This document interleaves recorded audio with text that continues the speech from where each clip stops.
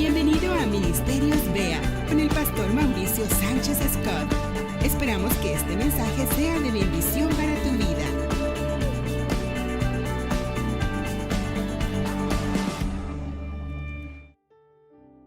Acaba un año. Está acabando un año, estamos iniciando otro. Y estoy seguro que ya hiciste tu propósito de año nuevo. ¿Qué es un propósito? Déjame darte la definición de diccionario para asegurarme que estamos hablando de lo mismo. Número 1, determinación firme de hacer algo. Determinación firme de hacer algo. Ese es un propósito. Yo me he determinado de una manera firme a hacer algo. Número 2, objetivo que se pretende alcanzar. Eso es un propósito. Y el fin de año y el inicio de un año nuevo siempre nos impulsa a hacer un propósito. Determinamos firmemente hacer algo. Nos enfocamos en un objetivo que pretendemos alcanzar para el próximo año. Estoy haciendo una pequeña encuesta. Investigo un poco cuáles son los propósitos de año nuevo. Normalmente la gente quiere viajar más. Dice, hay gente que dice, este 2018 voy a viajar más, o voy a viajar, o voy a ir a tal lugar que no conozco. O ahorrar también. ¿Quién tiene ese propósito de ahorrar para el próximo año? Unos quieren ahorrar. Algunos dejar de fumar. ¿Quién quiere dejar de fumar? No fuma nadie. Dejar de mentir. Hacer ejercicio. Y el número 1, bajar de peso. ¿Cuántos tienen ese propósito? Bajar de peso. Ahora les voy a una pregunta importante, fíjense, con toda honestidad. ¿Cuántos tienen el propósito para el 2018 que fue el mismo para el 2017? O sea, el mismo propósito yo tengo el mismo propósito de cada año. Bueno, cada lunes yo tengo el mismo propósito. Tenemos muchas veces el mismo propósito, no lo alcanzamos el año anterior y cada año nos vamos así.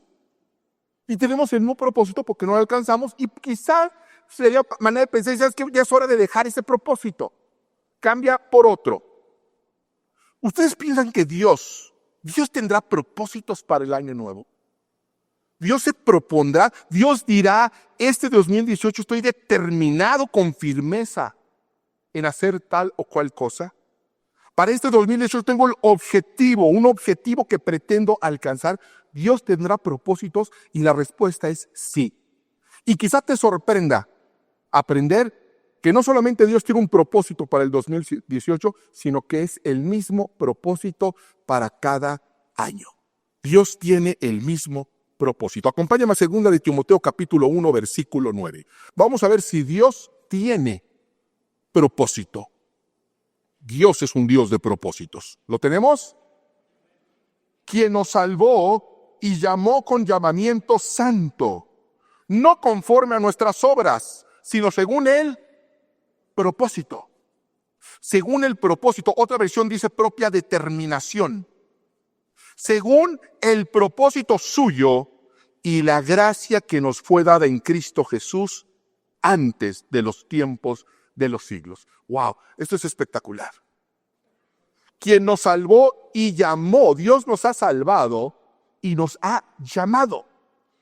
Cristo no solamente vino y nos salvó, sino que también nos hizo un llamado.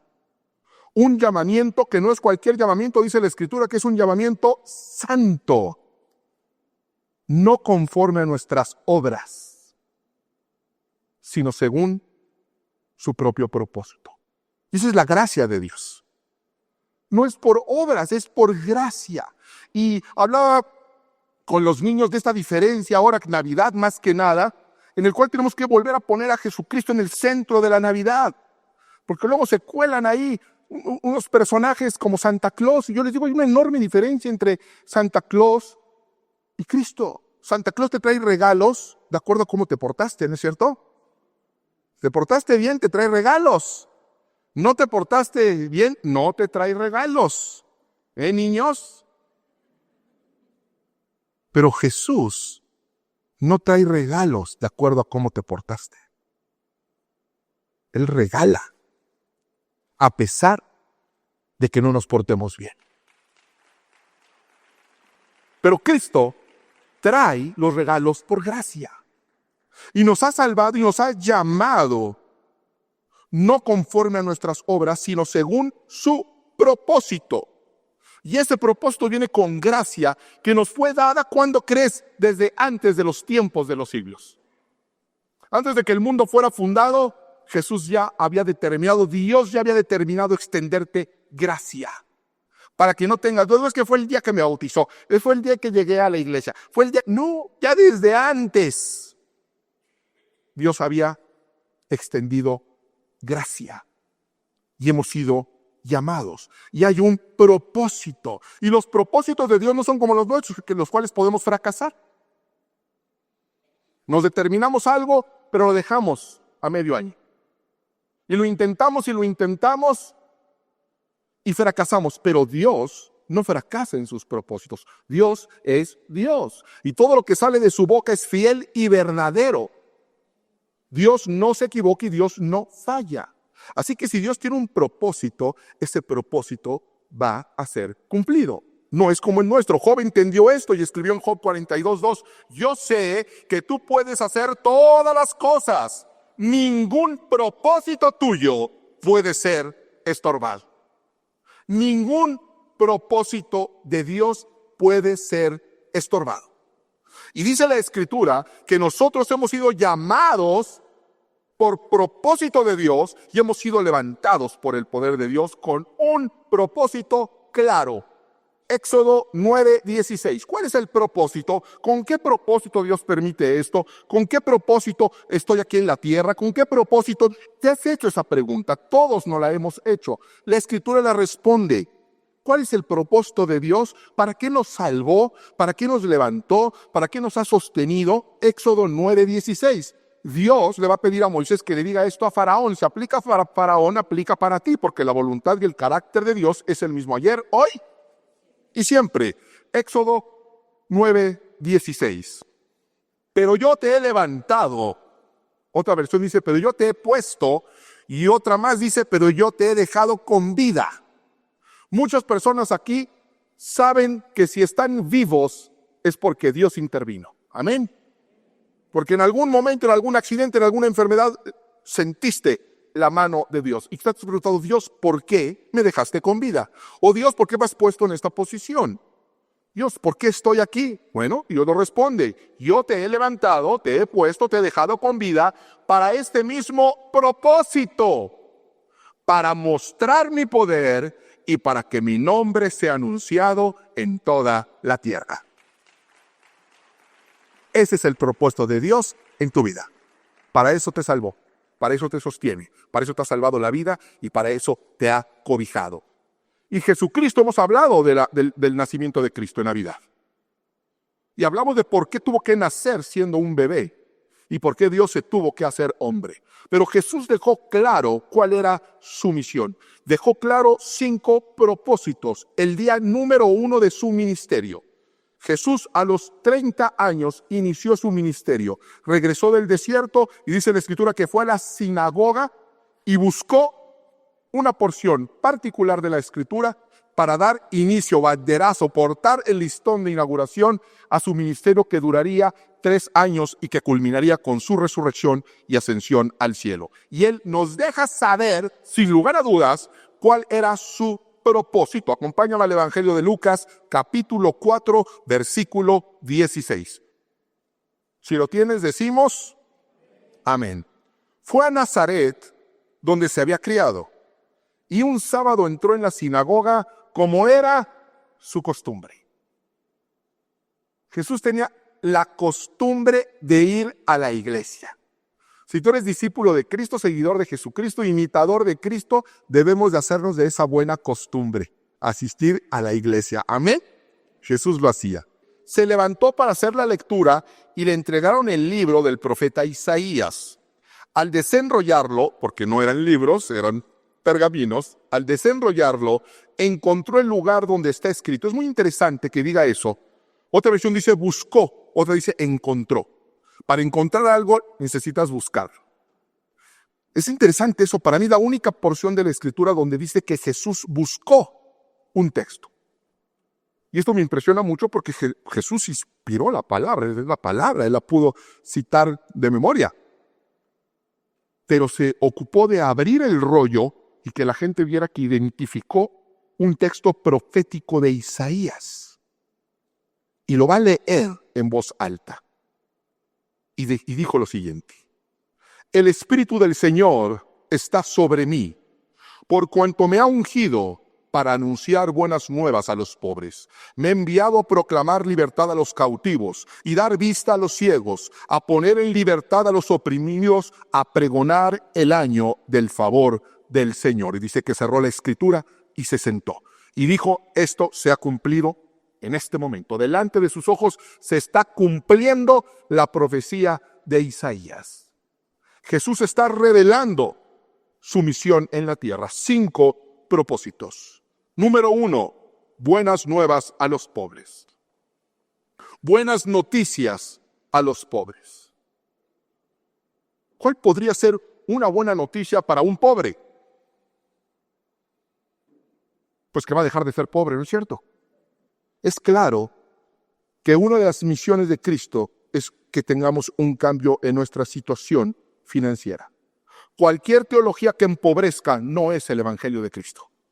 Cualquier teología que te empobrezca no es el Evangelio de Cristo. Y no estoy hablando tampoco del Evangelio de la prosperidad, donde tenemos que tener un Ferrari en la puerta, en el garage y un castillo de Europa. No estoy hablando de eso, pero Dios es un Dios de incremento. Dios es un Dios de multiplicación. ¿Cuántos lo creen?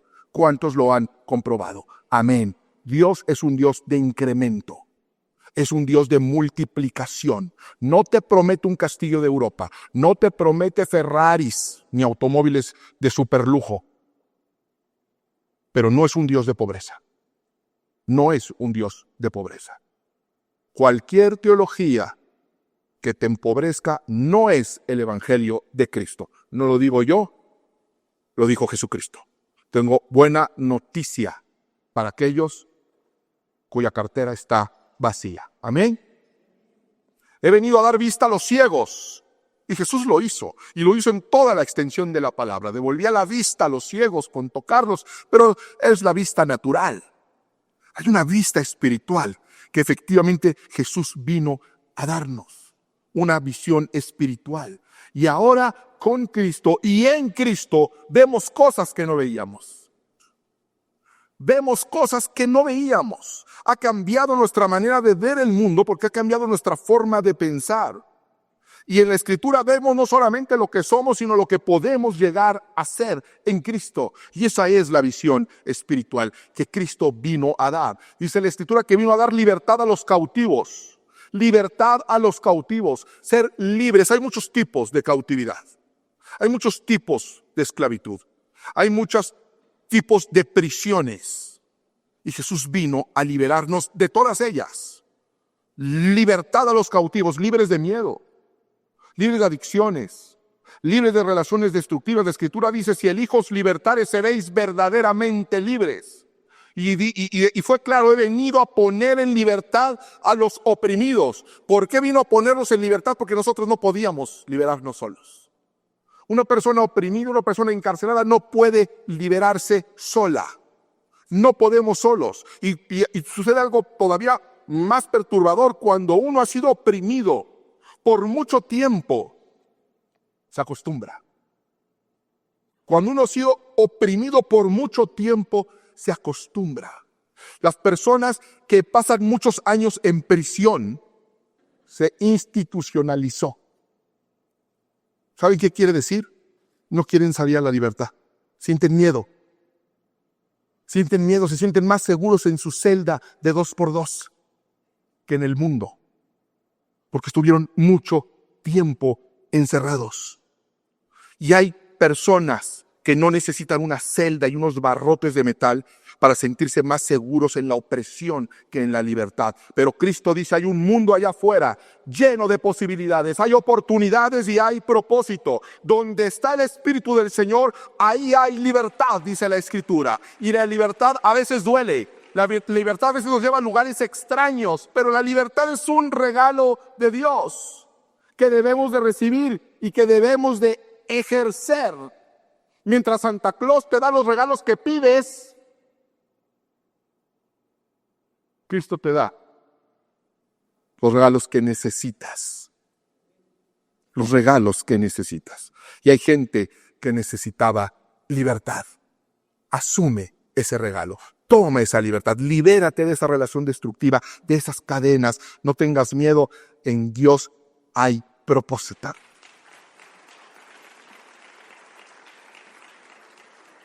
Y por último dijo, he venido a pregonar el año agradable del Señor. El año del favor de Dios. Y eso los judíos lo entendieron muy bien. Se estaba refiriendo a un año en particular, a una celebración en particular que tenía lugar 2 veces en un siglo. Dios estableció un año que se conocía como el año del jubileo. Le dijo a su pueblo, cada determinado número de años va a haber un año que es el año agradable del Señor. Es el año del favor de Dios. Y ese año tenía una particularidad. Todo lo que tú habías perdido te era devuelto. Si tú habías vendido un terreno, en el año del jubileo, te lo tenían que devolver por ley divina.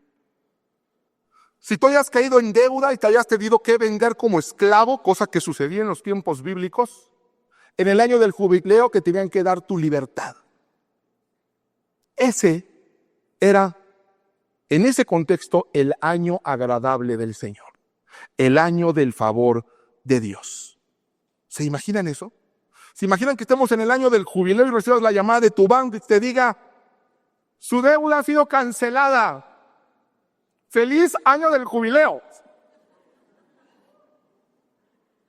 Y de que lleguen con el título de propiedad de tu automóvil que tuviste que vender porque tuviste que pagar el hospital. Y digan, aquí está la factura de tu coche. Y aquí están las llaves. Porque es el año del jubileo. Eso Dios lo había establecido para su pueblo. Cada 49 años, cualquier persona, por mal que le haya ido, por malas decisiones que haya tomado, tenía la oportunidad de empezar de nuevo, de empezar otra vez.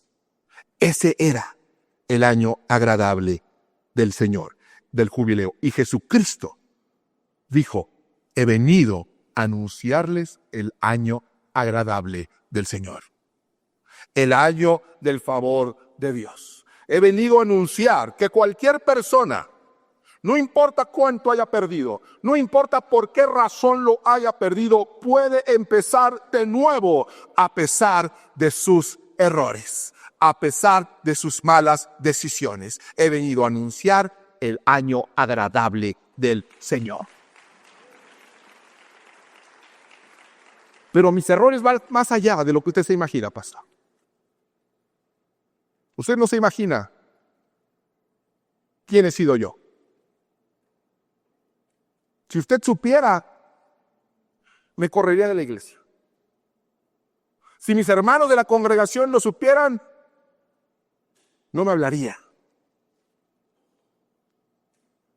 Puede ser que sí.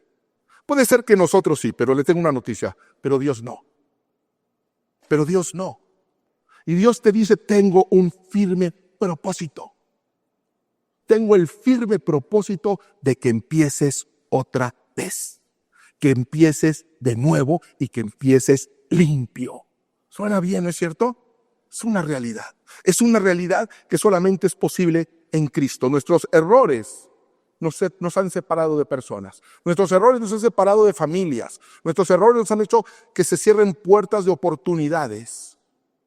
Pero no nos pueden separar del amor de Dios y por ende del propósito que tiene para tu vida. Quizá tú has pensado que tu manera de vivir, tu pasado, tu presente y tus errores han hecho que Dios cambie de opinión y diga, ¿sabes qué? Yo tenía un propósito glorioso para ti. Yo tenía planes maravillosos para ti y para tu generación. Pero la has regado tanto, has sido tan terco, que ¿sabes qué? Voy a cambiar de opinión.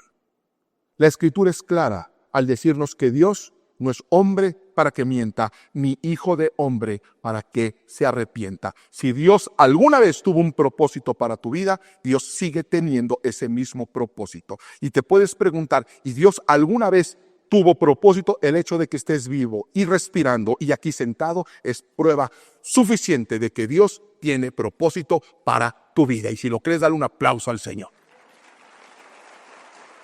Tiene propósito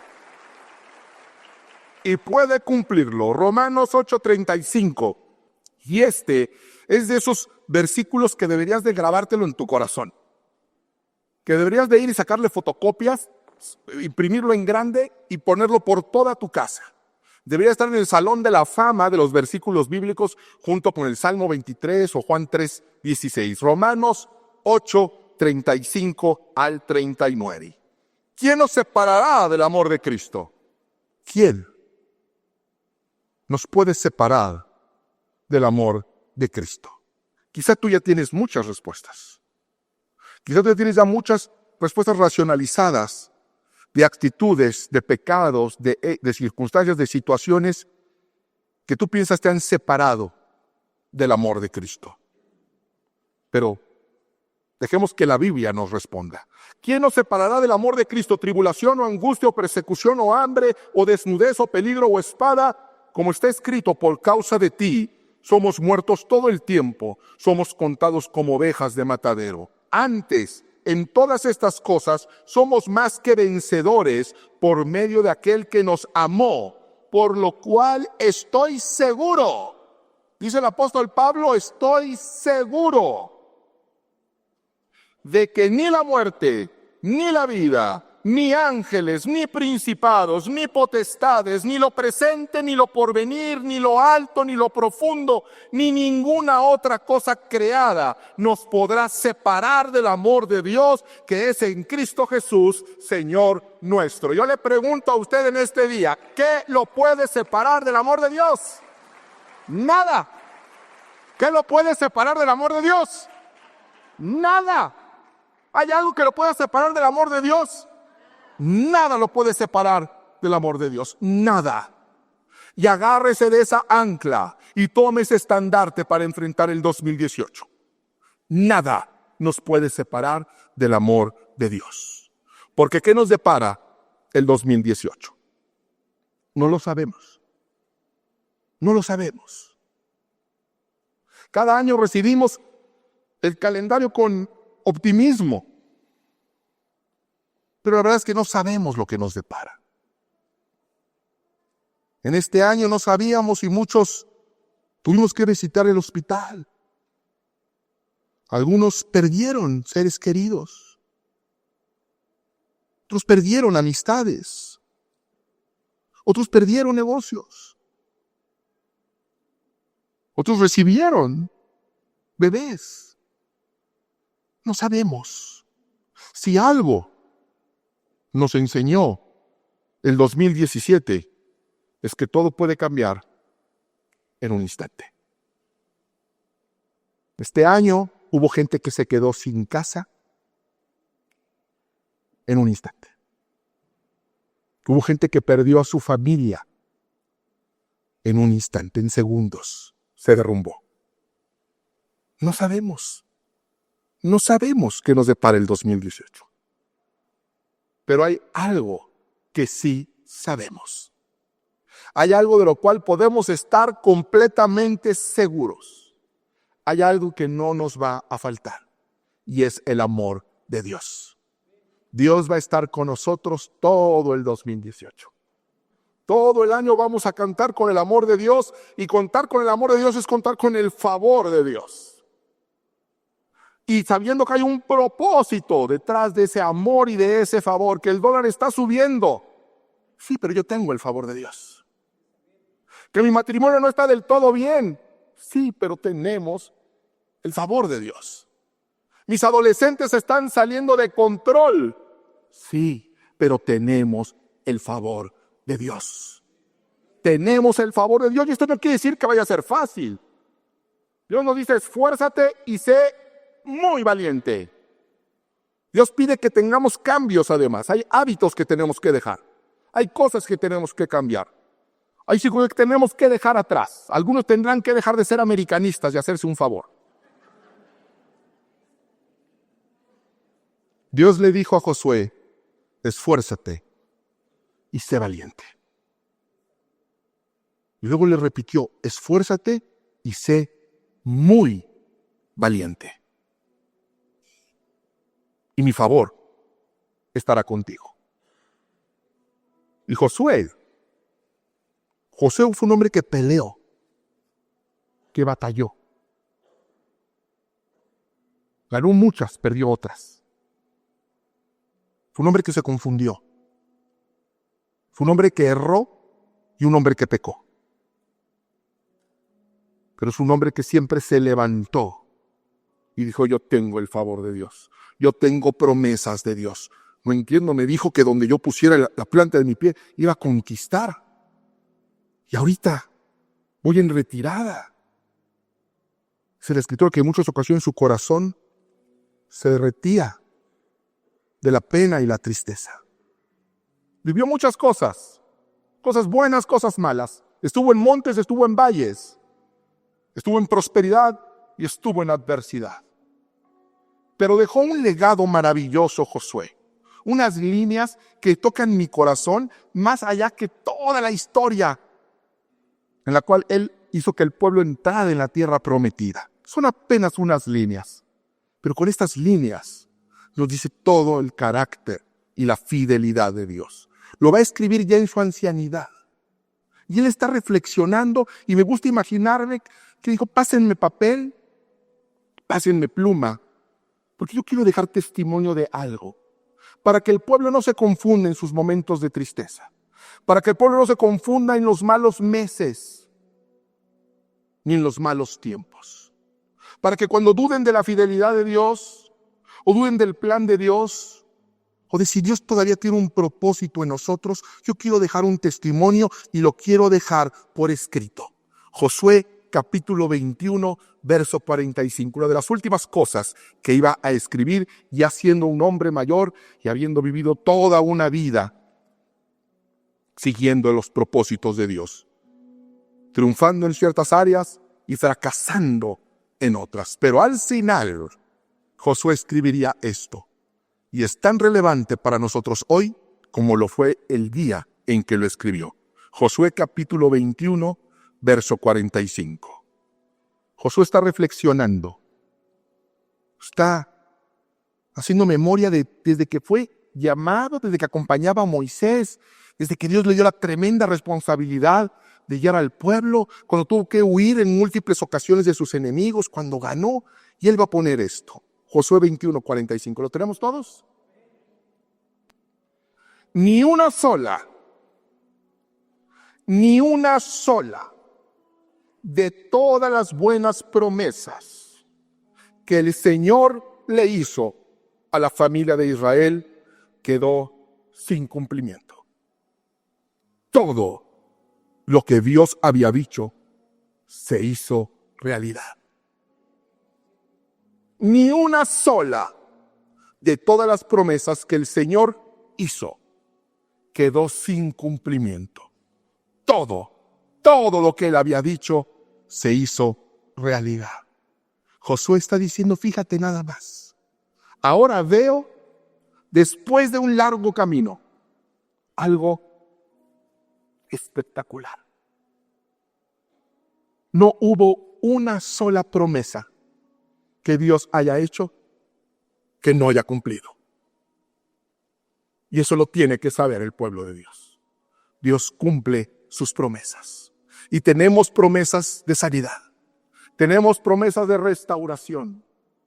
Tenemos promesas de reedificación. Tenemos promesas para nosotros y para nuestra generación. No va a quedar una sola de esas promesas sin cumplirse. Porque Dios tiene un propósito para tu vida y está determinado a que se... Ministerios Vea con el pastor Mauricio Sánchez Escort. Esperamos que este mensaje sea de bendición para tu vida. Para conocer más, visita nuestro sitio en internet www.iglesiavea.com. Gracias por escucharnos.